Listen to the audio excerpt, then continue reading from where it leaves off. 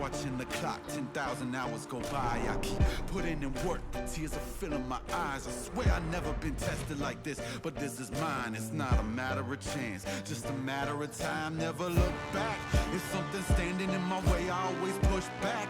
If something seemed impossible, I never took that. Nah, cause now I know better. Can't stop, won't stop, I won't quit ever. Take me, the highest fall, it won't break me. The blood and sweat is what made me. I'ma get mine, just a matter of time.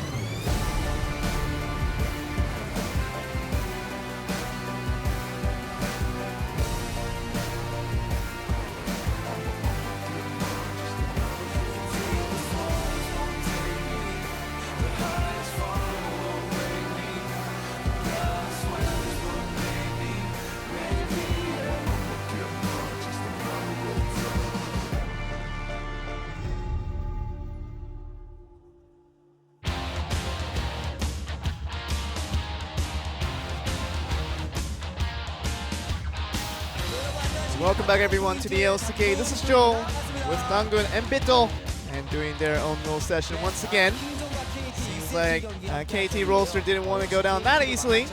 We saw from this series, and Kingzone taking that game number 1. We thought that they would just steamroll through game 2 and just give us a clean finish throughout that series, but Taliyah has been the main character of that game too, just taking so much power out of the game, and that really allowed such a strong powerhouse pick to prove once again that it was such a good pick and a savior pick towards KT Rolster, who did get that game 2 win over Kingzone DragonX. And now we're going to see game 3.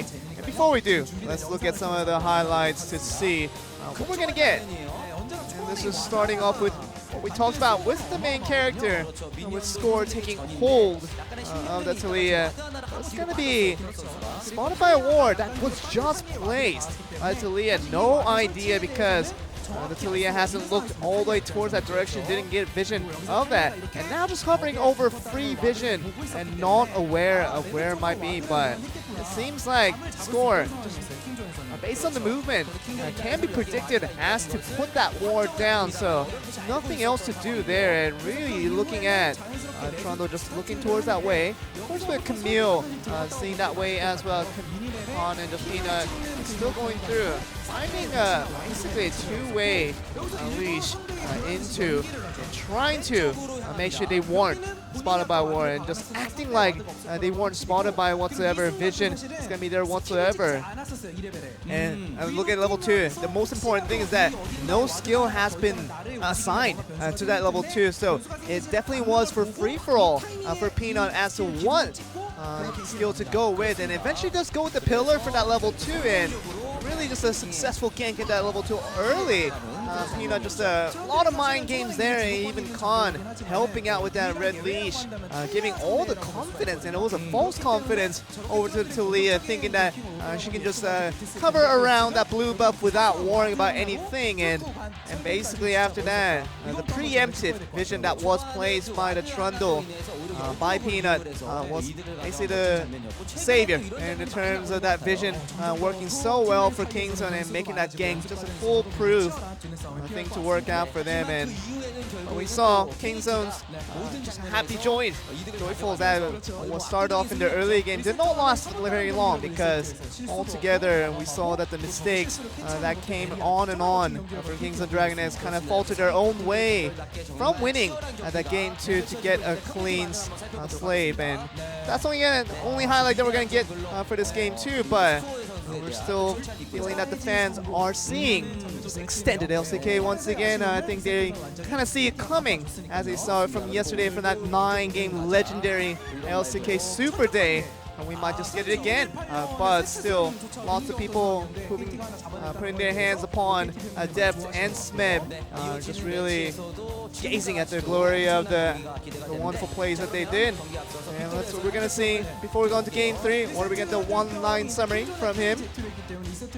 And for Kingzone, picking up that game number 1, and KT got that game number 2.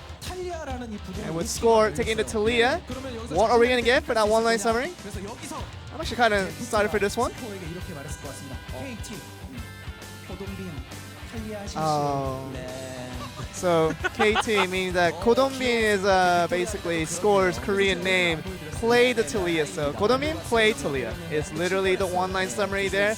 Straightforward. But I had to translate to make it straightforward. But that's my job, guys. But I'm glad I did my part for this one, as we're gonna send it back to you guys for game number 3. Thank you so much, Joel. It's getting better and better each time, I swear. So we're gonna check out the MVP. Of course, it's gonna be Score. 4-0-6 on the Talia. His debut game on the pick, and damn, he looked good. 500 points, unfortunately, half the way to getting towards Khan's top spot, but did put him in the bin that game. Found the seismic shoves that he was looking for, and this is a nice one from Smeb, but the follow-up from Score, the flash smite. Hell yeah. Oh yeah, baby. Can't miss them skill shots. Really nicely done by Smeb to interrupt the hook shot. No way out for Khan. Nicely done, and they dunked on Khan this game. Really nice pathing by Score. We're learning more and more that Talia is a pathing jungler's dream because she creates new paths with the ultimate. She's super fast, so she gets places even if your first instinct is slower than enemy jungle. Just surf with your rocks and you'll get there fast enough. And then Kingzone tried to make some counter plays. A Shen ultimate, a teleport, more came in. Mata will feel hard done by again. Always the best Shen in the game, but unfortunately not able to get the MVPs for it. And KT Rolster trying to kill memes this year, trying to get that LCK victory for their legendary jungler in Score. He's got the supporting cast around him who can do it, that's for sure. And if they're going to actually beat Kingzone for the first time, this would be a great time to do it. Yeah, exactly right. They've already bucked the trend. It's not going the same way as it's done for the last 2 years. It's been 2 0s and 0 2s. In 2017, KT were able to pick up some wins. Good God, that scoop was one hell of a nice one. That's Whoa. definitely when you ask for a big scoop. Exactly. If I'm a Baskin and Robbins, I'm like, oh, give me that. Just give me the whole tub, baby. That's what we want. What's your flavor? I'm a coffee ice cream guy. Oh, Jamaica almond fudge is my favorite. Ooh, Speaking of Jamaica almond fudge, I'll take that I guess one. it's a new jungler time for the side of the Aha! plate. No, it ain't. Okay. Khan's going to be subbed out, and Rascal going to be making his debut this season. All right. Oh, you rascal, you. Coming in the second round, Robin, of course, was removed from the roster in spring season, was Rascal after the off-the-field issues came to light. Aiming remained, Rascal went out. Rascal's back now, and he's going to be playing in this game. Be interested to see him. Only ever played 9 games for the side of Kingzone DragonX. 5 wins, 4 losses, 2 wins on Camille. We've had his solo queue open. We can see he's been playing the Ryze. He's been playing the Gragas. He plays that top lane stuff. Now he has to play against Smeb. So best of luck with that. He was the one that was on the roster when they would lose their games. That was what Rascal's job seemed to be, and then Khan would come in and win absolutely everything when Kingzone were in their heyday, when they were just trashing people. But now Rascal's the closer, not actually going to be opening the series. Very different setting to find themselves in. Curious that Kingzone DragonX choose this game to sub out Khan and bring in Rascal. But Kingzone versus KT. First time it's gone to 3 games since this KT roster came together in spring 2017. Kingzone's strategy in game number 1 on Blue's side, ban away those junglers from Score. I imagine they're going to return to it. Yep. If it ain't broke, don't fix it. Gragas, Kindred, Sejuani was the first round bans, and then pick yourself a Trundle. Seems pretty standard. The Sejuani's going to come in before the Kindred this time, but I have a feeling that things aren't going to change too much unless Kingzone have a different idea. Want to ban something else away instead. Aatrox, of course, the understandable one for KT. Is Talia going to follow? KT have to ban Talia. You don't want to give that over to Peanut. I think this is the time you drop the Zoe ban. You accept that Zoe may be first picked by Kingzone, and you try to attack Kingzone in a different way. We'll see what the final ban is from Kingzone. If it's following previous times, it'd be Kindred. Kindred is a risky pick for most teams that aren't KT. I would say KT has had the best ability to close games with Kindred. Still, Score going to draw 3 respect bans. Is it just going to be a first pick Trundle again? Because you can just ban Trundle here if you're KT. And they're not going to do it. They just return to game 1 bans. Yep, happy with the Zoe. Wonder whether they're going to be happy with the Kha'Zix. As of course, Kingzone going to be looking at the Trundle. Rascal scrolling through, eventually finds it. There we go. He's going to be locked in, and now, what's the adaptation? KT knew that this was going to be the setup. They knew exactly what was going to happen, and these 2 picks need to change if KT want to have something that looks better. This pick doesn't need to change. Mata looked great in game number 1, even though they lost. I don't think Nocturne has to be completely dismissed, even though a lot of teams are dropping it. Could be considered here. Otherwise, going to be a very different style of pick from KT. They've played Camille jungle, but it hasn't been I like so this. convincing. And they're just going to first round the Azir. What is going on in the meta? We had the blind pick Orianas. We're already back to blind pick Azir Town. It is a weird and wonderful world. Picking that into BDD is rough, though, because what does Azir hate? He hates a lot of the assassins that can be tricky around his Emperor's Divide. BDD certainly has been a player to play all of those sorts of things. Is it time for Tahm Kench Ezreal? That could be considered by Kingzone. The Varus for a stronger laning phase is available. The Swain as a champion is available, but Kingzone, while they had a victory in game number 1 on it, don't have to return to it every game, and I'd love to see Prey versus Deft on a marksman battle, and they go for the strongest possible laning phase in the Varus Tahm Kench. Yeah, and I thought that Ashe could have been another option, but going back to the tried and true Prey champions in the bow and arrow users, it's going to be archery on the bottom side of the map for Kingzone, and Kai'Sa going to be locked in. KT getting the best flavors of their last composition and picking them up one after the other, and will now be able to augment it with something for the top side, potentially the Nara if Kingzone don't ban it away, and they'll have the majority of their composition. But it is definitely bold to pick Kai'Sa into Varus, but is it that much more bold than the Varus Morgana they drafted against 2 days ago? Kench definitely doesn't have the same lane presence as a Morgana, so you would say it feels like almost every spot is a good spot for Deft to return to the Kai'Sa. When interviewed, I believe it was Inven Global who interviewed him, he said, that's just what the coach told me to play, so I played it. Coach clearly liking what he saw in game number 2, as the mobility of the Kai'Sa and the Azir together as a duo of threats was very impressive. They take the Kai'Sa, see what the bans are for the second round. KT actually going to ban the top lane Rise here. Yeah. Actually a top lane Rise ban because Rascal has been spamming it in solo queue. Yeah, he's 10 wins, 5 losses over the last 7 days. So, yep, I'd say spamming it certainly counts when it's 15 games. Over 7 days, the Gragas, another one that Rascal has been playing a lot of, but of course, first ban for Kingzone is FLICKR to be taken off the board. Old matchup into the Azir. The Crown, for example, was very famous for picking, so we're rolling all the way back. I see you having a out-of-body experience. What's going on, Atlas? Xerath. You know, the Shurima mid lane could happen. Are we going to go back to it? BDD has played it. Score has played Nidalee. God. This would be bold. The This Rek'Sai, wouldn't. a lot of these Rek'Sai picks would be a could be different one. considered. What are we going to see here from Score? He brought out the Kha'Zix in game number 1. I think the Kha'Zix needs to go. Yeah, We've Kha'Zix definitely bad news. Graves is a decent choice. Yep. 5 seconds to go now. I would love to see the Lee Sin, honestly, but this is going to be a high-level skirmishing jungler coming in for Score. If this Graves can get going, he could take over this map. Doesn't matter how tanky your Trundle is. Wants Graves something, can wreck things. he wants something that has a combat advantage over the Trundle, but he doesn't want to go all the way into the Kha'Zix. They lost on that one. Remember, BDD's played Xerath in the LCK, played it in spring season. A one-off game, but that was with a bajillion bans mid lane. There's less than a bajillion, but it is Shurima time. Your out-of-body experience was a premonition. It was. I could feel it. I could feel the Shuriman sands a shifting, as we will have possibly the Pirate to be locked in here for Rascal. It'd be an odd experience to watch Rascal be the one to pick it up when Khan is so damn good at the GP. But now KT can throw anything at it that they want. This one would be a safer pick. Rascal just going to try being a dinosaur for a little while. Will KT return to something different here because the Gnar is taken away in the bans? Uh-oh, I see Smeb rubbing his fingers together. He seems to have an idea gestating in his mind. Does look at the sort of enemy team that a Kennen will be strong against, but the Ornn also will find targets whatever happens. Xerath and Varus, whatever the Varus build, open up from range. And while it may not be something like the Kennen for a teleport flank, from safety, Ornn can say no. No positioning for you, you're going to have to reposition. Yeah, exactly. And thinking about the long-range, pretty reliable engage that the Ornn does give you, we haven't seen it paired with an Azir because the metas haven't been in similar positions. Emperor's Divide is going to offer so much if he can close that gap, and closing the gap is exactly what they need to do against the long range of Kingzone's AD carry and mid lane. Cho'Gath, a good matchup into Ornn. So for laning phase, it's not necessarily a fantastic choice, but it's Ornn. It's all about getting through. And also Atlas. Let's remember another nice synergy. Whole lot of hard CC for your boy Deft to follow up with the Plasmas on, because Ornn as a champion is the wet dream of a Kai'Sa. Oh yeah.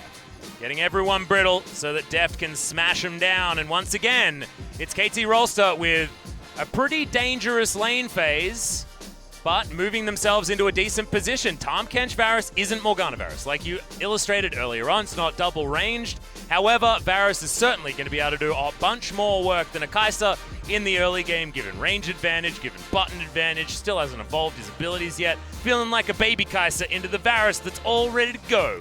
And again, it's not the same rosters. How is Rascal going to look? It has been so long since he played a competitive game. Out for the majority of spring, first game of summer.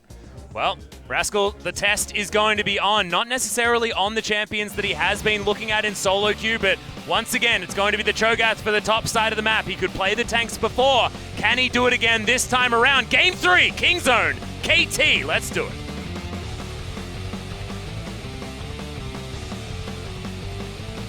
Apparently we're not doing it quite as much as we want I wanted to do it! No, apparently not. We don't have an update from Joel. I guess his Skype disconnected, unfortunate. I was all pumped and ready. I was getting my bottle of water, just having a... Uh-oh. Smeb's got voices in his head. Yeah, unfortunately the Ginsu Rage pass has been applied to his speakers. No, the phantom hit He's in the getting the ear. phantom hit of audio. Okay.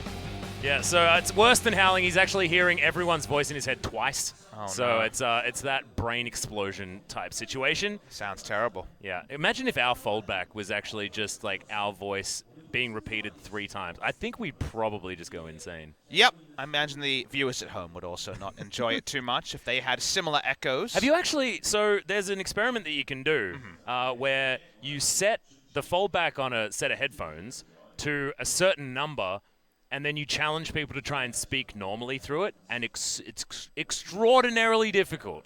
And when I talk to my parents on, ironically, Skype, I do have the issue where sometimes I hear myself speak as I'm speaking like 1 second offset, and that's hard as well when you're trying to speak and also hearing your own voice. And we're getting an update. It seems that Smeb is okay. The voices have been silenced in Smeb's head. They were telling him that it's no longer Khan. Let's do it.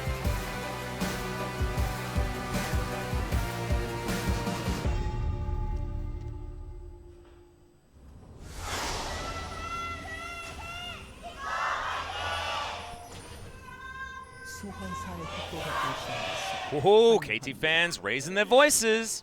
We were talking about the voices in our head. We're talking now about the voices that we see around here. We all know what the voices in the KT fans' heads are saying. Is it time? Is it our moment? Is it our moment to beat down Kingzone? And truly, maybe that's when they can believe that this will be their summer season. As we get the last match. Beautiful. It was BDD. Now, Yukal, this is when KT banned, I believe, 7 mid laners. They can't actually ban 7 mid laners, but there were so many mid laners banned, and then outranged the Syndra as a Xerath, and the Syndra was out of meta at that point as well. That was a very creative matchup. We're back to the Comet Xerath. This meta has gone from blind Orianna to blind Azir, and now we get a responding Xerath. How can you argue? Yep, now we're stuck back in 2015 in the mid lane, even alongside a Trundle. I think we've seen this combination before as well, because I've spoken about the fact that the Trundle pillar is relatively high range as well and can set up the slow so that Xerath can land his abilities. Doing their best to swap colors as well, given the skin choices. And Yukal unable to avoid the first Arcano Pulse coming in from the Xerath. Damn, I'm going to have to try and remember all of the Xerath ability names. But we'll also remember all the damn Xerath versus Azir games we cast together in LPL Spring 2015, when this was the matchup basically every game. Exactly. I'm just reminded of Xiaohu on RNG, was on Gamty back then, our little boy. Back in those days, I believe we saw a Xiaohu versus Dade Masters 3 Gamty game where they wave cleared for 35 minutes till an outer turret went down. Yeah. The mid lane could go forever, guys, so strap yourselves in. Mid lane, non-interactive. Yep. Remember back, if you can, to Season 2. This is a Froggen-style mid lane situation. Wave clear, wave clear, wave clear, and that probably suits KT, who have got pretty standard front-to-back composition. Maybe not with Score in the jungle, but definitely with this Ornn on the top side of the map that can certainly tank it with the best of them. Rascal doing the same thing, and I like the Ornn pickup. Does nullify the fact that the Cho'Gath is pretty good at stopping all of the shenanigans of a carry top lane. And again, you have 2 champions that self-root. You have the Varus, who has the self-slow on the Q, and you have the Rite of Arcane for the Xerath, Orange should interrupt one of those two, or just be a pick onto one of those two on a flank. So, a lot of value in Ornn. I feel like Ornn has been underplayed in the last 3 weeks or so. Yeah, I feel so too. He's more situational than he was in spring, where why not Ornn was a question that did frustrate Kingzone. As remember, we did have Khan refusing to play the champion at MSI, and Let Me doing just fine on it, and leading to a lot of good news stories for RNG. It's been very underplayed in summer, and cool to see it back, especially in a situation where it's set up to succeed. Yeah. Well, you can see Peanut, he's back in base, whereas Score is on to the top side of the map. Ward goes down for Rascal though, and it's going to have to be a give-up situation for the Graves, who will go back to farming out his jungle very, very effectively. Deft and Marta getting shoved in here on the bottom side, something that we'd expect given the prowess of Prey on Varus, and just Varus as a champion, but at least they're able to clear out the minion wave as it crashes together yet again. Gets the reset, things are okay. All-in trades can potentially work for the Kai'Sa in this matchup, because this is a matchup compared to the Swain matchup where we said, well, doesn't care so much about the dodge field, as people have to halt the points. Having some trades with Rascal. The dodge field onto the Varus a lot stronger, and the potential to turn around what is, like we outlined, a pretty oppressive laning phase for the Varus. Yeah. See how it evolves as the game goes on. Smeb with some intelligent Bellows Breath uses against Rascal, who's trying to keep himself healthy in this matchup. Lands the Rupture though, and that's going to be a huge deal as Score trying to capitalize on the fact that Rascal doesn't have any mana left. Has to use the flash, not going to get knocked up this time, but that's a free flash, and Score just pokes his head in, says, hello guys, there's the flash, and I'll be back to my jungle. Had the Tricket Ward down from the Trundle from earlier, and that's why the stun didn't register on the QE delayed there from Smeb. So Rascal will get away, has his own ward to put down, gets back into the lane. Smeb will take the opportunity to refill his mana, and everyone backs away. Yep. Same different colored rocks picked up by both of our top lanes, but thankfully for Smeb, that catalyst will be able to be completed when he's in lane, if it is going to be the choice. As the taunt comes down from Gorilla, able to offer some damage back on Tomato, even licks his back there just a little bit. Any Mighty Boosh fans out there would have found that hilarious. However, I don't know whether anyone's actually seen the show.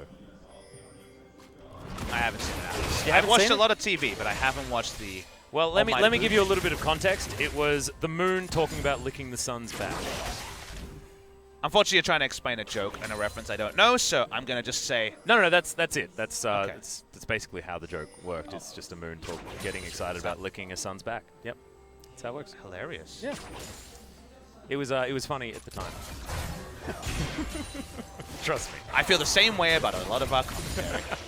Doesn't Especially age well. this particular portion of it. As KT have a 400 gold lead, actually, sort of out of nowhere. 500, considering the fact that Ornn is farming very well. Things are even on the bottom side of the map, and Yukal has a slight advantage in the mid lane. Different to his Syndra versus Xerath experiences. Prompting potion start for Yukal so many times means he is topped up for the majority of lane phases. Doesn't care so much about the Arcano Pulse. Again, non-interactive lane where Yukal tries to push up, and BDD hopes he gets lucky and is able to poke and wave clear at the same time with the Q.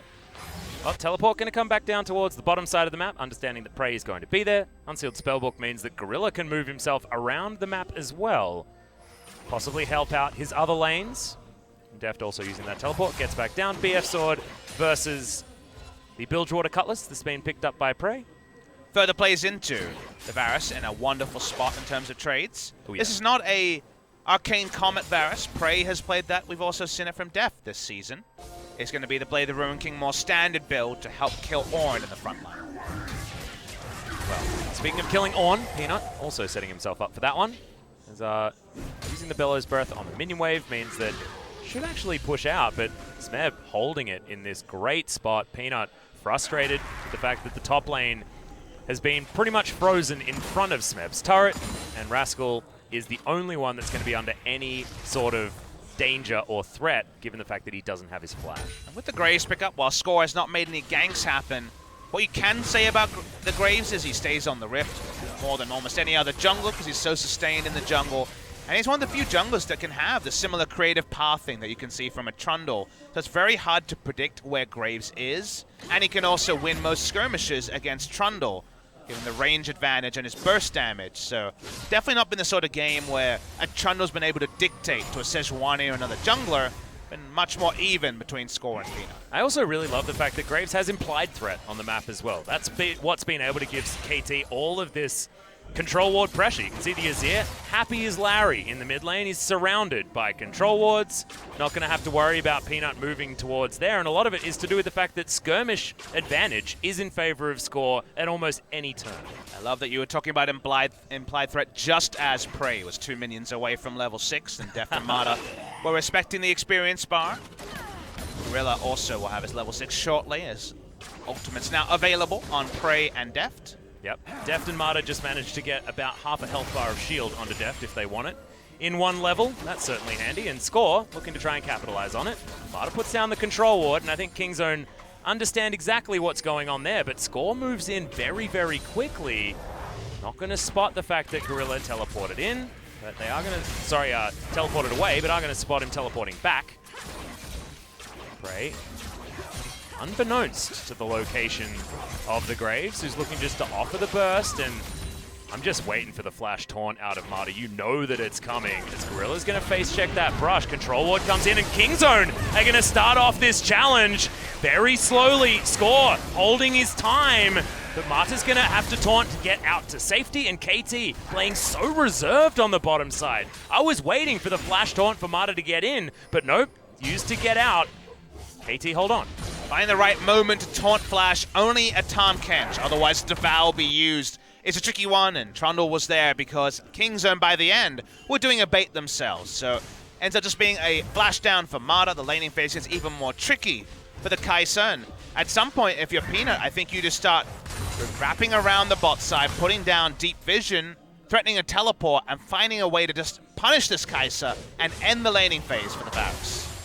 Well, the problem is here for Kingzone is I feel like you have to punish the Kai'Sa and you have to punish the Azir coming in from UCAL. And the Azir's had the happiest game ever so far. He's just clearing out minions in the mid lane, and BDD hasn't been able to find that range threat that you can offer with the Xerath in this matchup.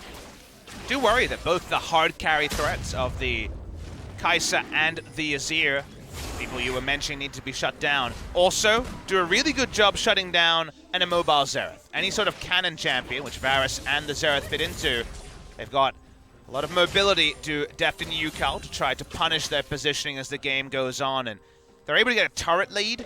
We already talked about the frustration of Orianna finding safe places to farm. You definitely will have the same reality with both the Xerath and the Varus as the game extends. Yeah, and top lane is just going to be an island. Smeb and Rascal just going to be eating minions alongside one another. Copying item builds. Yeah, Abyssal Mask is going to come in for both of them. Very, very standard stuff as Peanut. He's just going to get Empress Divided back. A lot of damage available here from KT. Arcana Pulse comes in, but the taunt's too good from Mata as he turns up with the ultimate, and that's sliced by the soldiers of UCAL for first blood. Peanut too late on the flash, had to use it instantly, tried to outplay, but by the end there was no outplay to how much stacking CC there was, and Mata connecting. Always reliable on his engages. The Kai'Sa couldn't be caught in transition, and now the transition for KT is an early Infernal. Yeah, Infernal Drake, exactly the prize that KT were looking for. Kingzone actually threatening here, and they do have to respect the chains of corruption. And Deft being underneath this turret meant that they will actually stave off that pressure for now. There's no need to high roll if you're KT. If you can just fall back and extend the laning phase as a Kai'Sa, if the Azir can continue going in the mid lane, you don't need to get greedy for an Infernal, and there was the requisite amount of defense shown by Kingzone to discourage KT on that objective. Well, once again, Peanut is going to be discovered on that ward. Ward goes down once again. Peanut notices it pretty immediately here as Score is going to go back into his jungle, and Kingzone, it's going to be their turn to head towards this Infernal Drake as Deft once again dealing with creeps right underneath his turret. You don't have the luxury of drafting the Shen and the Kai'Sa and getting bot side Drakes. That's not what you put your draft together for. They tried to take it under the nose of Kingzone. Kingzone said no, no, no.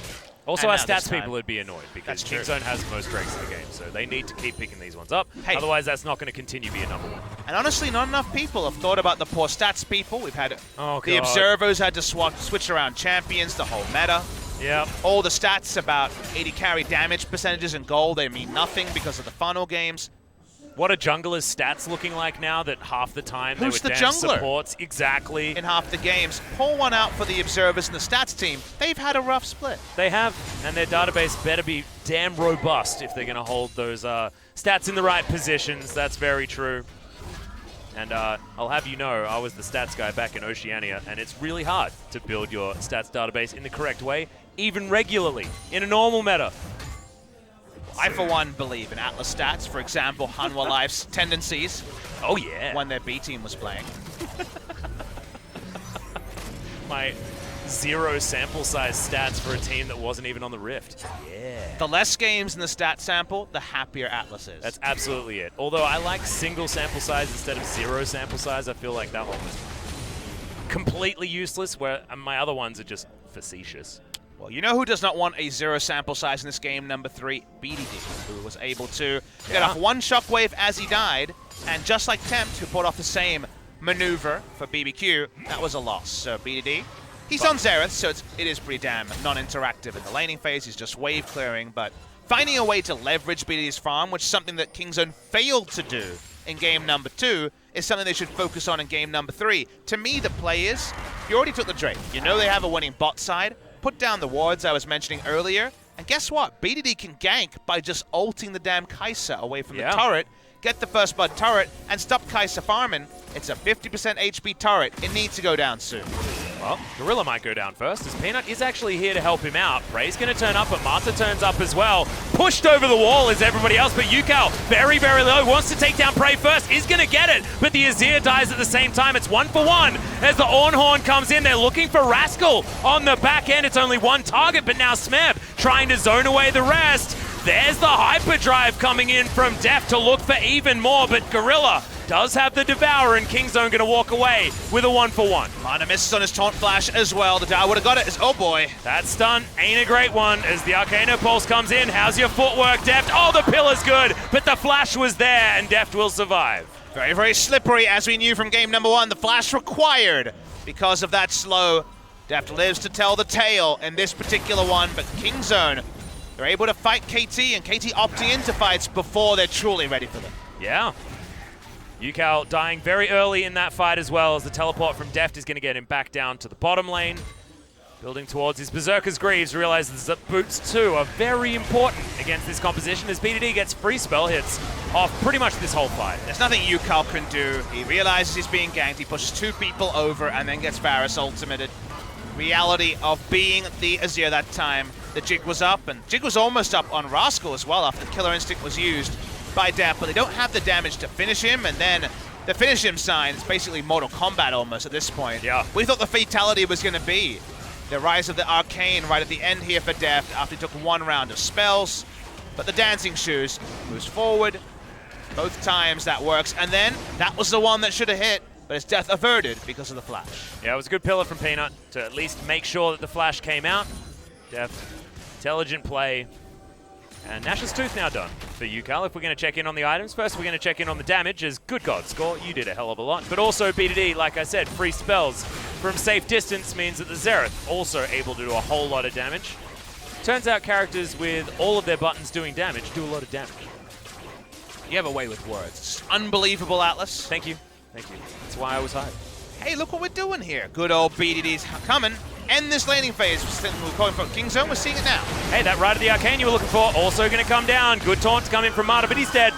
The Spray is going to pick up the kill and the turret, and Kingzone DragonX. This is the snowball that they had available to them, and they'll find it. 400 gold now, the lead in a game that they were losing earlier on. Really like Kingzone finally making the play we alluded to a couple of times. They had the control wards to do it. In fact, control wards are wholly being won on one side. Score does a bit of burst damage to Peanut, but he'll be able to back away. They get the turret down. They make the Kai'Sa accountable in a way Gen G and even Kingzone themselves in game number 2 were unable to do. And now the Varus can rotate through, and if you can continue to put down control wards and have BDD and Prey poke multiple members away from turrets, getting that early gold should be inevitable for Kingzone DragonX. Yeah. We do still have to look at KT's composition and understand that, yes, the tower fell down, but Deft didn't necessarily die. They had to sacrifice Marta. Deft is behind by, what, 20 CS against the Varus? Something that was to be expected. Is the scaling advantage with KT enough for them to get over this hump of first turret going down, given the loss in tempo? Or should Kingzone be able just to ride this through, ride this momentum towards a win? The excitement is, the answer is yes to both, Atlas, because the interesting story here is that KT, with the Orin last pick, allowed themselves to have enough initiation to actually make this team fight draft. I think a team fight, KT are very comfortable as the game goes on. So in that way, they do have a positive end to this game, the light at the end of the tunnel, let's say. But you look at the side of Kingzone, they actually have very oppressive siege with the Varus and the Xerath. They've been able to get a lane, and they have the vision line to make this increase in the pace of the game very possible. It feels like the checklist has been started, and they're already 2 out of 5 steps of the way towards increasing the pace. So both teams are working towards their win conditions, and that just means that both teams are hyper-competitive 18 minutes in. Well, we're checking out the Black Sheep Wall cheat code vision available. Kingzone moving towards the Cloud Drake that was up after the initial Infernal. Kingzone were able to pick up. KT underneath the outer turret, making sure that they are here to defend, but this is the situation you were alluding to. The siege mode activate for Kingzone is a difficult one if they can move UCAL away from clearing out minions. And Graves can do very little in a siege. The best he can do is buckshot the minion wave, and could just die for that because he doesn't have the greatest range, so he doesn't have identity. Or does he have buckshot anymore? That's true. The Q, as the end of the line, I guess. Yep. Buckshot on the mind. Both of them line wave clear it. spells. They're both pretty good in that way. This is exactly what you want. You want score under a turret. He's not power farming. He's not counter jungling. He's not in position to smite away a Drake. That means you get a bit of siege done, and you also corral the KT draft at the 20-minute mark. Well, what KT want to do is corral them around a big old boar. As Smeb wants to throw the Ornhorn out. He's headed towards the mid lane. It might be KT getting inside track here, but can they actually get some meaningful damage? No, they cannot. Rift Herald might be the option here if they can get there. At least the blue steel to come down from Score, who has ridiculous amounts of damage availability. This blue buff will be taken. Not going to get Rift Herald. KT playing very reserved this stage of the game, just ticking over to 20 minutes. Rift Herald is in fact going to just commit some seppuku, move down, and make way for big old Baron. All about item timings here for KT. At this point, even though they have the ability to get Kai'Sa in the backline, it's just a prank. They won't actually be following an own ultimate with a Kai'Sa at 1.5 items, but the prank does end. There is light at the end of the tunnel. Feels like 3 items is where they really kick off. Kingzone have great 3-item spikes of their own, but a lot of their power is in the siege and just in the texture of their draft around a true 4v4 or 5v5. 4-1 is probably the setup you want here if you're Kingzone DragonX with the Cho'Gath, just keeping the Orin away from initiating on the rest of the team. Whereas for KT, when the items start to come in, then you can actually stick some of the engage, but for now, they're not using. Yeah, and in the meantime, it feels like a ticking time bomb just a little bit. The Kai'Sa is certainly one of those, but UCAL on this Azir is going to get more and more threatening. Building towards Banshee's Veil by the looks of things is item number 2. Very respectful, but certainly a necessary pickup against the likes of Xerath. Score, moving himself up the river. And UCAL played the Azir, I believe in his first game, but certainly in his first match. And we were struck by both his mechanics, but also his aggression. This guy loves to fly in and make engages happen. So while Banshee Veil, really useful at not being knocked up or potentially exploded by a Xerath, it's also going to be a bit of an encouragement for UCAL to open up for some big plays when the game does extend to the late game phase. Yeah. See what BDD can do as well on the late game Xerath, who's no slouch in his own right. Once his damage has to be respected completely. It is a big problem as UCAL does have that Banshee's Veil that we were talking about. Does pop here, but Kingzone will move out of the way. Smeb, great positioning. Gets the knock up on the flash target who's brittle. It's BDD, he's moving. He's not shooting as Rascal. Takes so much damage. Marta as well. Now his footwork is put to the test. Heal to get himself out of the way of danger. And that's going to be all of the Rite of the Arcanes dodged by the Shen, and KT are going to be absolutely fine, but it was their engage. They weren't able to capitalize on the minion waves evaporate the hands of the Varus and the Xerath. Varus health bar evaporated before the W came up, as they're going to kill Score here. He's in a lot of trouble. Yep, he's going to flash. The teleports are coming down, though. Devour used very early in this one as BDD not quite in the right position. Man, that was a lot of backup there for the captain of KT Rolster. He will be able to back away here. Score calls all the dudes together. The gang has all been set up. Not going to be able to do that again. Apologies to if he gets out Score. of We position. talk about as an old man, not a eulogy for him. I eulogized too early. He actually gets to walk up for once against this KZ comp because he knows a lot of cooldowns are down and gets some turret damage in himself. Yep. BDD finds another button that does damage to minions, though, and they do protect this outer turret for the moment. They've got a couple of dragons, but the gold is entirely even. We couldn't have asked for anything else in a game number 3. KT versus Kingzone. It's never gone to game 3 before in this current iteration of KT Rolster. It has today. What does that mean for the result? Maybe if KT win, we know 3 games equals a KT victory. But in 2018, Kingzone have not lost to this KT Rolster comp. So many questions left, Atlas, and this early game doesn't actually put it one way or the other. It felt like we felt the lead in game number 1 for Kingzone and game number 2 for KT around 23 minutes, but we're not feeling it really. Nope. In this game, 200 gold, a smattering of a gold lead for KT Rolster. The fight we saw was also not really a preview of future fights because the outer turret is still up, which again is this Shurima mid lane story of the Xerath versus Azir for forever wave clear. So they could flash an immobile Xerath under a turret, and then he can actually just look for 4 hits with his ultimate and get kills. In the late game, there'll be backline threat that longer lanes provide, but the lanes are short. There's only 1 turret taken between Kingzone and KT. The team fight's very different until the later game hits. Yeah. Mata able to get out of the way of that potential gank on the top side. Looks like the second turret of the game is in Kingzone's mind on the top side. Deft is going to take down a red buff.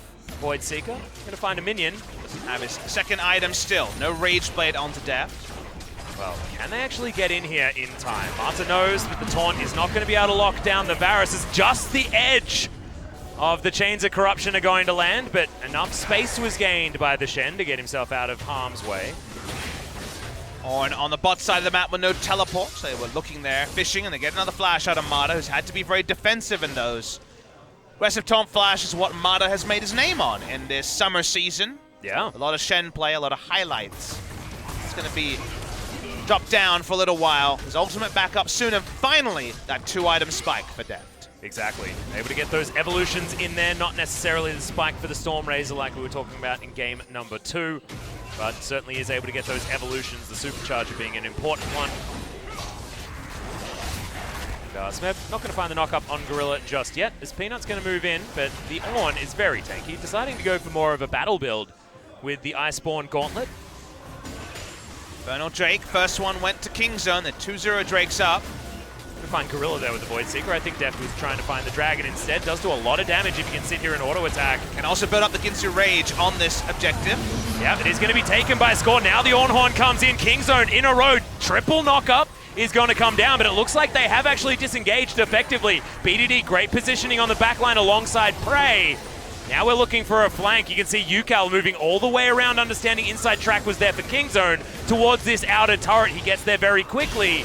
Is he going to be able to defend is the question. Pillar comes down, Smeb, the one that's caught out. The Rupture not going to do enough to the big tanky Ornn. There's Chains of Corruption, should be able to find Yukal there as Score. Dashes his way over, and now KT might have the ultimate advantage. Knock up, not going to be found there as in goes Mata. Trying to find more, not going to get it. Whoa, okay. Killer Instinct, maybe a little bit too much there from Deft, who immediately has to flash to get himself out of there. And as the dust settles, no one is dead, but KT get themselves a dragon. Summoners are traded on the AD carries. The mid lane turret, the big objective for Kingzone, so hard to take from Azir, is still going to be up for at least a moment.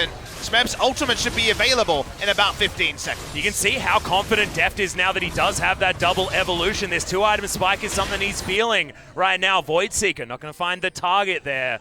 There's now Cho'Gath towards the bottom side, means the Kingzone not going to stay frisky. But man, you can see it. Both of these teams so ready to get into a scuffle at a moment's notice. But we know that Kingzone have the better ARAM comp, and that for once actually a data point because the outer turrets are still up. And while Azir has good wave clear, with enough returns, they should finally take this outer mid lane turret. But the Ornhorn's back up yet again. Score's going to make his way in. Okay, stopwatch going to be used by BDD. He flashes, gets himself out of the way. Rascal survives somehow for so incredibly long. And Score has to dash his way around. The quick draw's good, and he's not found by the last ability. Thankfully, Guardian available by Mata as well to give him a little bit of extra shielding, but the tower finally goes down. That's right, the sand turret is not the same thing. Just like with Zoe and her plagiarized summoner spells, it was really difficult for Kingzone to take down this turret, but does it end up being extended? Infernal Drake, that's right, there was the Infernal Drake in the same passage of play. Happened. Infernal Drake for mid lane turret straight.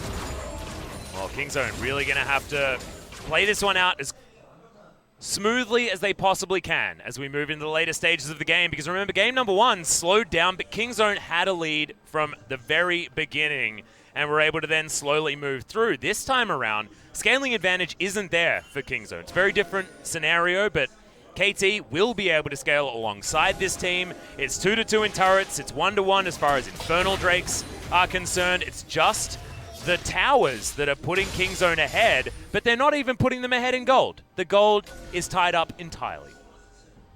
Teamfight's going to be so fascinating here when we finally see the ability to fully commit without structures like outer turrets really muddying the waters. While KT has a lot of great teamfight consistent damage, remember that Kingzone can just Trundle ult, Cho'Gath ult, kill a frontliner, and then Graves either instantly dies that combo or Ornn is out of the fight. Going to be unable to fight. Cho'Gath, the thing about him when he came back in the meta, the best of the tanks are fighting front to back because you can just feast a tank and you actually kill the tank first and get access to the squishy center. And when you go to Graves jungle, there's a extended squishy center on the side of KT. However, KT have Killer Instinct. They have the ability for Azir to get in there and change the positioning of the enemy team. So that sort of threat here, the duality, the pendulum of how these team fights will go, I'm just so excited to see it because the theory is always really exciting. Well, the theory there of Marta stealing away a Rift Scuttle is a bit of a mystery to me, Pub Smithy. Shifting sands here for UCal to take away the Raptor camp, now going to go home. We'll see whether Void Staff is actually available here as Deft building towards what looks like a rapid-fire cannon.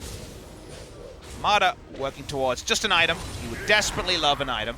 Mm-hmm. Doesn't have one completed just He's yet. got a Targon's Brace. Come on, man. He does. He's got a Kindle Gem, but he doesn't have the complete Knight's Vow onto the Tom Kench and also. He's completed either of them. Yeah, so definitely a lot of control wards bought by Marta this game that perhaps Gorilla has been eclipsed on a little bit. It's not called that anymore. Atlas, you silly boy. I believe that one is Revenant of the Equinox. Hey, I said Buckshot, so you're fine. It's not the end of the line just yet. Well, Deft wants it to be the end of the line for Prey, because there is certainly the ability to get on top of him. The stopwatch still available for Prey, so maybe that death will be less swift than Deft would like. He's in the side lane. He'll continue side lane for a while, working on his second, or his big Zeal item, I should say. We'll see what it is.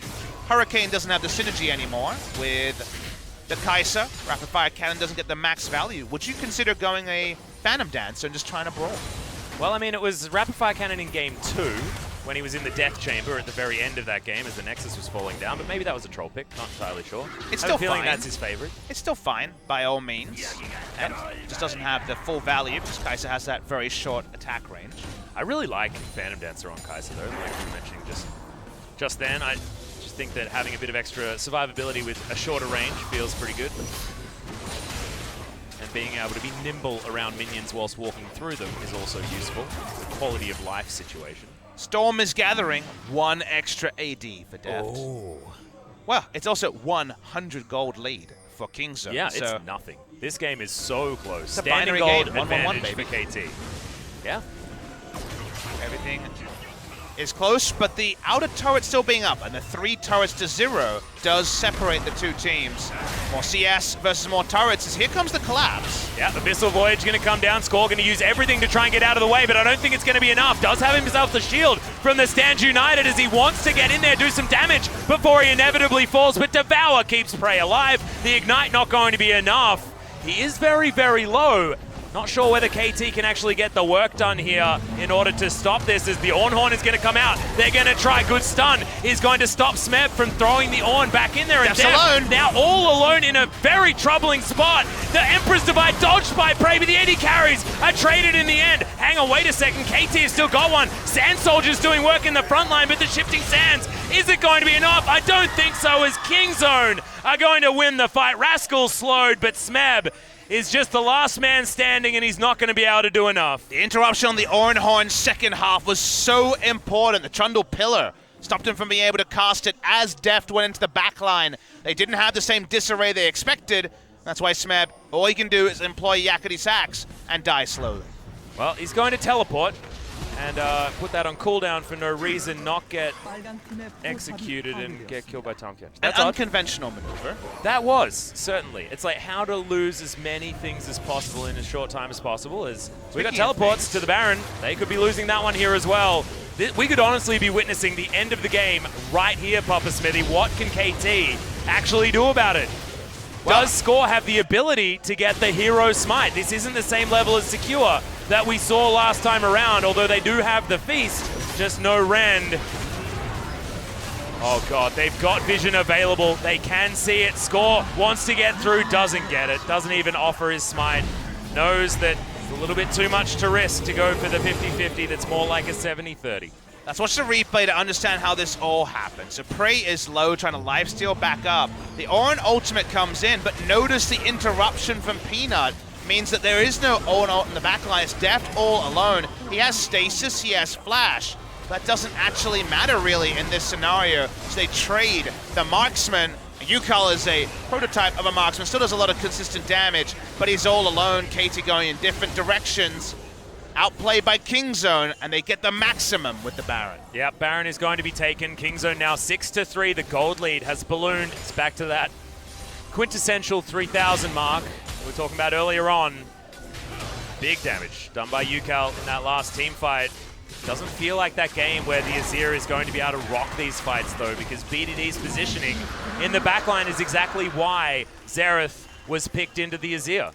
Because he's going to spread out this team fight to the point where Kingzone's going to be offering damage from multiple different points, multiple different ranges, and the AoE damage nature of the auto-attacking Azir is not going to be enough to overcome it. Score getting caught, drew so many cooldowns, including that Shen ultimate that wasn't there for Deft. Yeah. They had to mismanage some of their ults, and now they're against a Baron and an impressive siege comp. We already said Xerath Varus needs no introduction. They should be looking at minimum 2 inhibitors with this push. See what they can do. Smeb does have the Ornhorn. He's setting up for it and is going to blow it once again. Pillar, not going to be enough. A triple knockup comes in from this one as KT at least buys some space. But that's a cooldown for just a disengage and a minion wave gifted over. Another one has been brewing, moving up the lane, and Kingzone now going to once again join the siege and all of the poke damage that's going to go with it. This inhibitor turret's going to go down. KT going to head back to the fountain, tail between their legs. Not going to see any other inhibitor turrets fall because it's good minion wave positioning by KT. However, Kingzone get exactly what they want. They break the base in the mid lane. They've opened up the map. They'll take themselves a red buff. And this is about as good as you want this stage of the game, given how close it was and what KT had available to them. And you just keep pushing. If you're Kingzone, you know that around sieges with Baron, there is nothing KT can do. That is not something available to them in the draft. They're going to take down this second turret, and with 50 seconds left, Atlas, I said 2 inhibitors. I wasn't joking, and neither are Kingzone. Nope, they're going to move forward here. They could even have Rascal tank this one up. The man is so incredibly huge. On the Cho'Gath, it looks like if Kingzone get Cho'Gath, they win games. Wasn't the case a couple of days ago. It is today as Rascal moves forward. Doesn't matter which top laner it is, Khan or Rascal. It's all about the Cho'Gath as there's another horn. Can Smeb actually find it? Gets the knock up. It's onto that Cho that we were talking about. He's going to take a lot of damage, but not enough. The flash gets him out of the way. Righteous Glory also going to help, but the meat shield has been shattered, and the inhibitor is going to survive. With these flashes up, and there'll be flashes coming back on the likes of Peanut, just be a meat shield for a while. Yes, you are susceptible to the damage of an Azir and a Kai'Sa. Every champion in the league is. But as long as no one's going down, there's no ability to profit from a single kill, and not even the single kill being registered. They got their objective of the second inhibitor turret, not quite the inhibitor, but definitely the scene of the crime can be returned to. I imagine the Baron. They can get a second one here, Kingzone. That should close out the series. Good news story for KT is the fact that they did only have to deal with super creeps in the mid lane. And now that the Baron buff's gone, they do have a lot of wave clear to deal with them. 4 items onto their Azir as well. Death Cap just complete.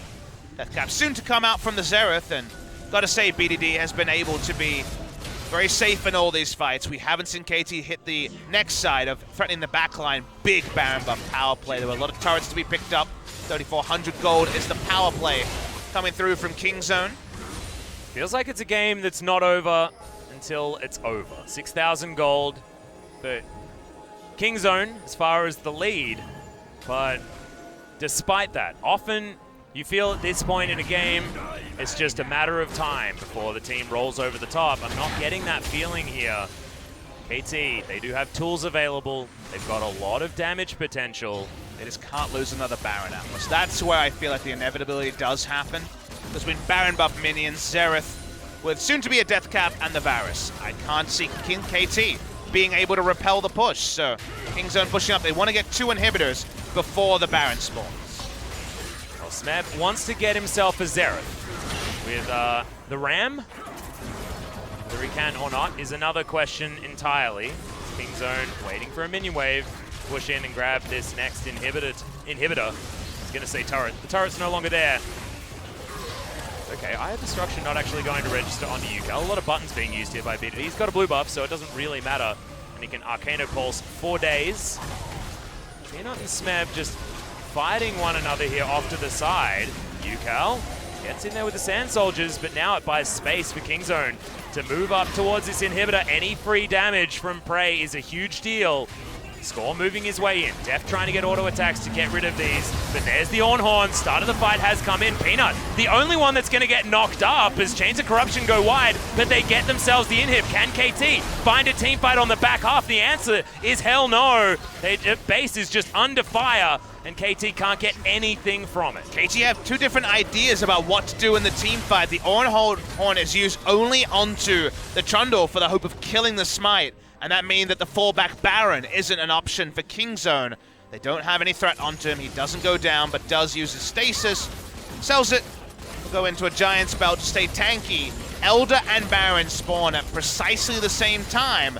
And KT, for now, don't have the ability to get to either of them. Yeah. Deft is going to go back. He tried to push that bottom wave forward, but it feels pretty inevitable that Rascal's going to go down there, or Prey. Both of them with the teleports available. They can get to a Baron whenever they want to. Kingzone with sole vision control of the area. This game played out very calmly, very collectedly by Kingzone, playing to their win conditions. This is something that we've criticized Kingzone of in days past. It wasn't 2 days ago that we were asking what the heck's happening to the draft, what the heck's happening to the communication. In this game, Kingzone look like a unit. They look like they have a plan, and they're executing beautifully with finesse and poise. Well, KT gonna try to win the game here. Yep, there's another one. Oh my god, Def just gonna frontline as best he can. Mata flashes forward, but I don't think that's enough for the CC that they were looking for. The Cho'Gath gonna get rid of the Shen, and KT are on the road. He's dead. Oh, the piercing arrow is gonna take down Def, and I feel that's the end of the game. Both of the marksmen are dead as the Graves is going to fall. Yukal, that's going to be the rupture that's going to end KT. 2 games or 3 games, 2018 is the year of Kingzone. Kingzone take down KT Rolster again. They're going to go up and finish the game now. Smeb went for the flank, his trademark flank, but unfortunately they couldn't find any kills. Kingzone too robust in their gameplay. The Tom Kench there to disengage. Smeb going to try and buy time. It's once again the lore battle. It seems like the 3 Rocks Tigers beats the 1. Yeah, the Ornn unfortunately just going to get eaten and taken down. Wonder whether Gorilla's going to get stronger now that he's consumed his older brother on the top side of the map. Mata going to run in, just going to press all of his buttons because there's nothing he can do. Nexus to go down, and Kingzone DragonX reigns supreme over KT over 3 games. And it's such an important win for Kingzone because when it came to wins after Rift Rivals, only that victory over MVP was what they had to show, taking down KT, stopping KT from sweeping through all of the teams in playoffs. Does mean that the old adage of Kingzone beating KT in 2018 does stay true for now. But we're still learning new things. KT do pick up a game victory and give us our first 3-game series between Kingzone and KT in 2 years. If the playoffs roll through and there's a best of 5, you still will favor Kingzone DragonX, but KT are getting better. I just want to see it. I just want to see it again. This has been such a close series. Remember, guys, blue side won both times in a row. We don't know who's going to be on which side next time these 2 teams meet. At the moment, KT retain their top spot over Kingzone as far as the ladder is concerned. Not for long as they're creeping further close. It's going to mean that everything is incredibly close. Our series that's going to be coming up in about 20 minutes after this one, Genji versus Griffin, could decide a lot. If Genji are able to make Griffin accountable, everyone's going to be extraordinarily close still up at the top of the table here in the LCK. Very interesting. Kingzone DragonX, though, is this the bounce back? Is this time to actually feel comfortable being a fan of Kingzone? If it's not the bounce back, it at least needs to be the reset button. The sinking feeling they felt for the better part of 3 weeks can for once be put to one side, and they can say, all right, we're coming off a victory. Our schedule will be getting easier as the weeks go on. We're going to see all these teams who are playing each other this week play the field in the last couple of weeks of the season. And it's going to be interesting to see where the mentality is at there, because usually when it's come to Kingzone against bottom teams or KT against bottom teams, Kingzone has been the more reliable performer. When the oven is a little bit less hot, when they are expected to win, they've done it there. They have. That being said, they were the team that lost to Jinet earlier on, so maybe the shoe's on the other foot this time around, but certainly the damage available here from B2D, the Xerath, was a genius pick. That's 2 Xerath wins in a row for B2D against UCal. As well, second time the Xerath comes out. Once again, it's the Kryptonite to the man in the mid lane for KT. This time on the Xerath, last time on the Syndra. The result remains the same. And 3 bans towards score and a first pick Trundle. Game 1, Game 3, the result remained the same.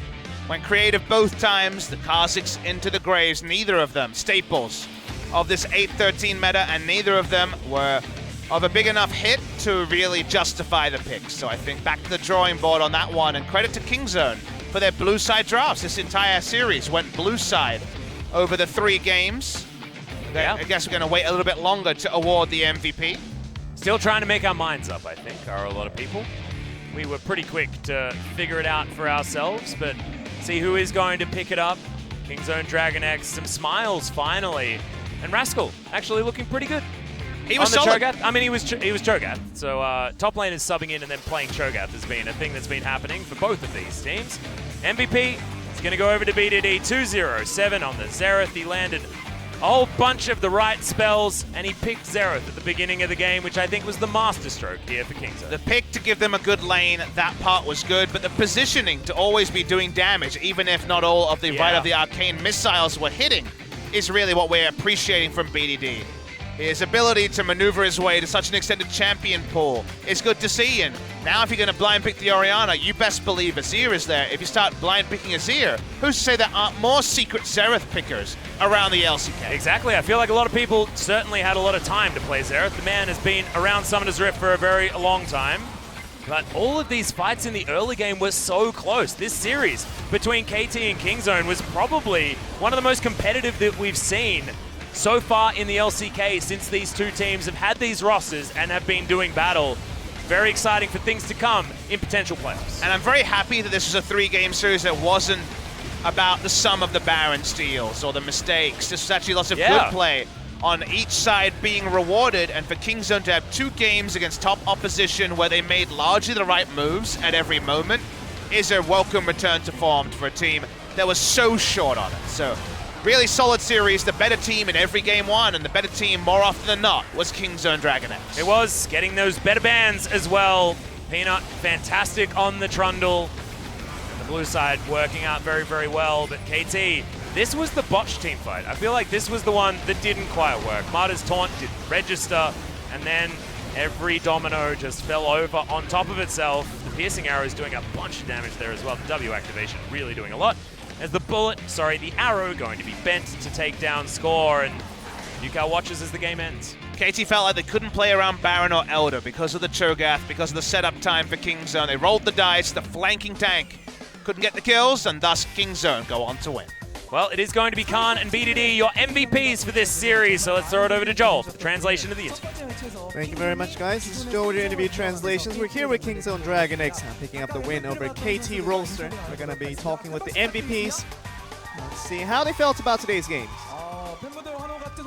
strong cheers coming for the fans, and Kingzone, it wasn't an easy game for you guys, but you guys did come out as the winners.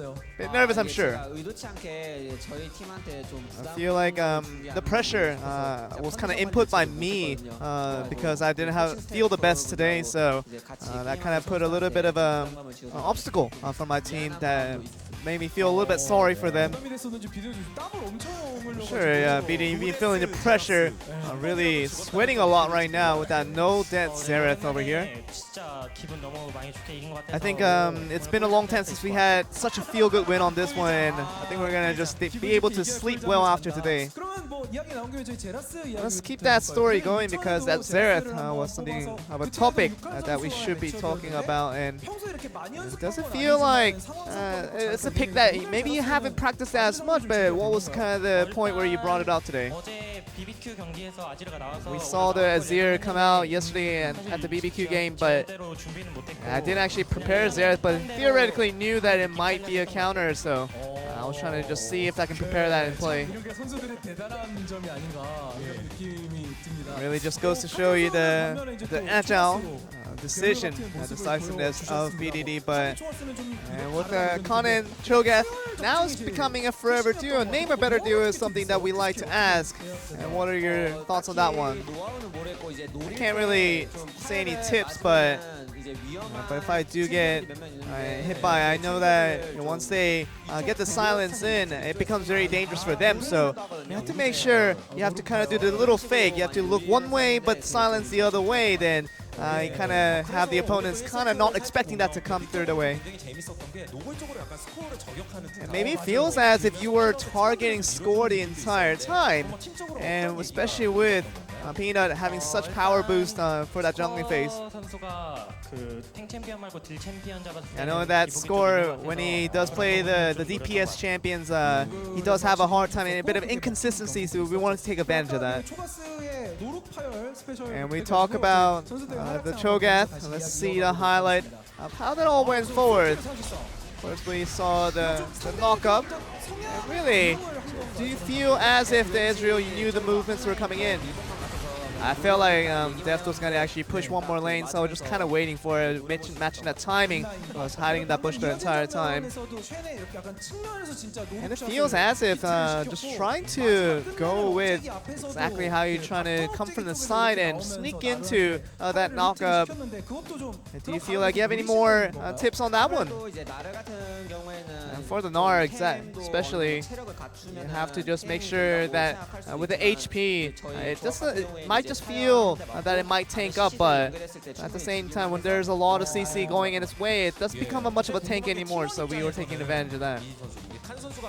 And with BDD, obviously, you do see Khan going with a lot of offensive champions. Do you feel like you want to maybe see more tank champions in the future? I mean, he does try to fit the champion depending on the composition, but no matter what he picks, he does well, so I'm not too worried. I'm sure we want to talk about perhaps the fans. Do you feel as if the non-ADCs have to be played in the ADC role, especially with Swain? It feels like the practice goes well for Swain and something like that, but the competitive play hasn't been the best. I think we're trying to make it fit into the composition in the current meta. And I feel like if the gameplay does go well, I think we can win with any champion, really. You feel like the picks and bans aren't as important as the gameplay? Definitely, I think it's just all about Prey just having a good game, then we should be able to win out most of the games there.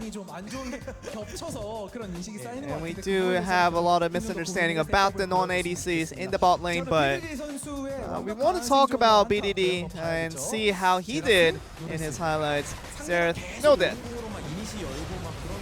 We see basically the opposition just putting a lot of pressure on, trying to get the damage in. I was trying to just make sure to go with the mistakes that the opponents made and took advantage of that to get my skill shots on. And allow me to get some free nice kills. And with the ultimate, and I think the kind of the fun aspect of that viewership is that to see how if it hits or not. We have to make sure that the Xerath ultimate it just makes the opponents go left and right to make sure they get crazy and dizzy and not know where it comes from. And with we see the coach in the coaching staff do have lots of incredible phase, especially in Game 3, just watching from the behind. I know I played the Xerath a lot and I was fantastic at it, so I was kind of just as excited watching BDD for it.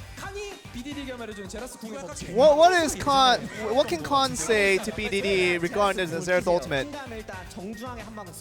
If I use the ultimate, if you proc it and you put it somewhere in the center, and that's when you just kind of go a little bit to the left, and then you just kind of sway the opponents off guard. I try to make sure that I want to just understand what Khan was saying. You know, I was trying to hear it from one ear and let it out the other ear. Didn't really take that into vice. We do have a lot of fans, obviously, really supporting the plays here for Kingzone. And with the Azir, we thought that it was a preferred champion actually by you, BDD. And I think Orianna just coming out in the meta, I think that's why Azir's now makes sense a lot more meta in the meta. But I think it's just one to really go with and see how it all goes for us. So we have to kind of wait and see how that goes. Really the confidence that BDD is flirting out here, but now you do have a few more wins here, and of course now you're waiting for now comeback to get into more of a win condition. Of course, Khan, you're trying to come back into form in terms of you getting less sick and having a healthy condition online.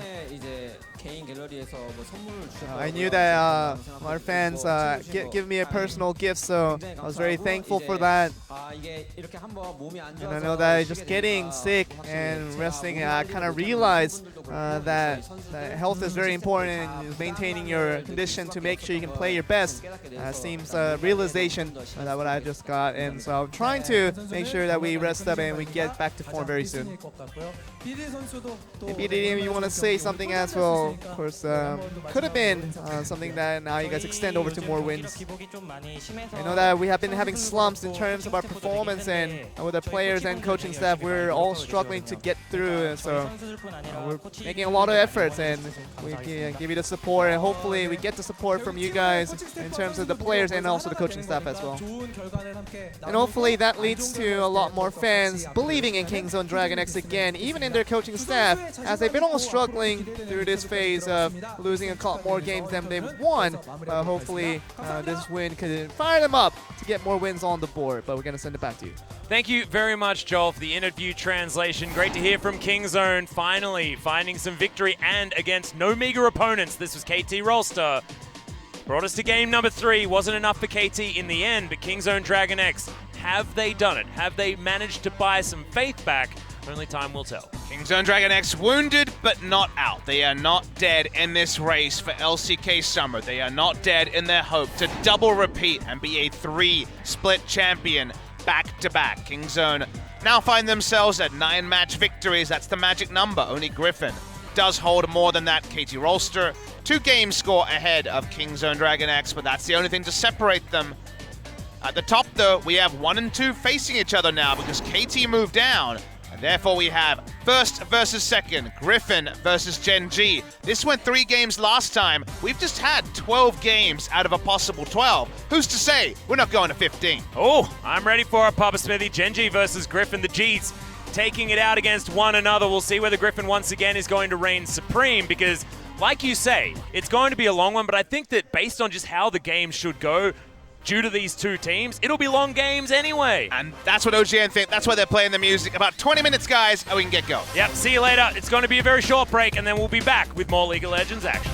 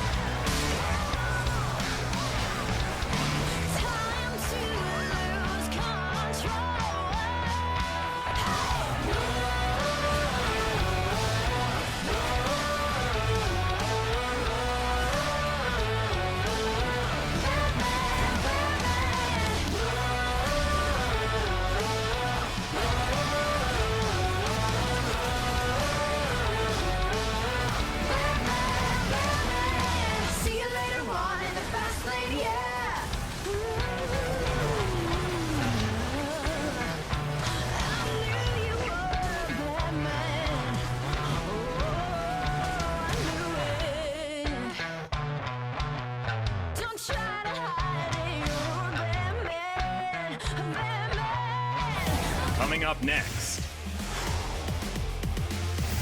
Gen G, Griffin, 2018 League of Legends Champions Korea Summer Split.